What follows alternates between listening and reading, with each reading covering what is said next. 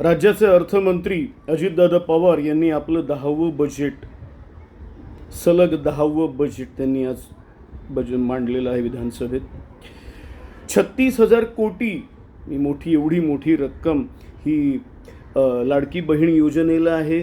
तर धार्मिक आणि ऐतिहासिक म्हणजे नाशिकला होणारा सिंहस्थ कुंभमेळा असेल किंवा पानिपत, आग्रा, संगमेश्वर, जिथे जिथे मराठ्यांचं, शिवाजी महाराजांचं, संभाजी महाराजांचे ज्या काही ऐतिहासिक तिथे घटना घडल्या तिथे त्यांचं काही मेमोरेबल वगैरे उभारायचं, अशा प्रकारचं एक प्रकारे धार्मिक आणि ऐतिहासिक, जे मी भाजपला नेहमी सांगतो की भाजप हा केवळ धार्मिक आणि त्यांना फेवरेबल असलेल्या ऐतिहासिक घटनांना महत्त्व देणारा पक्ष आहे. तर तशा घटनांकरता ते मेमोरेबल वगैरे करणारं अशा प्रकारचं एक बजेट.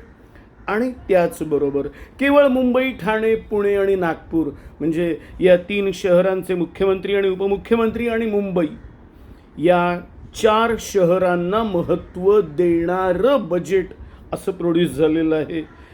शेतकरी नेहमीप्रमाणे तो आहे त्याच जागी आहे.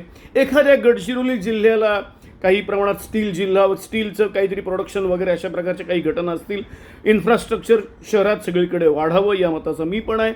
पण नीट ओव्हरऑल विचार केला तर या 4 जिल्ह्यांच्या पलीकडे इतर महाराष्ट्राला त्या मानाने काही मिळालेलं आहे का, हा जरा मला प्रश्न पडतो.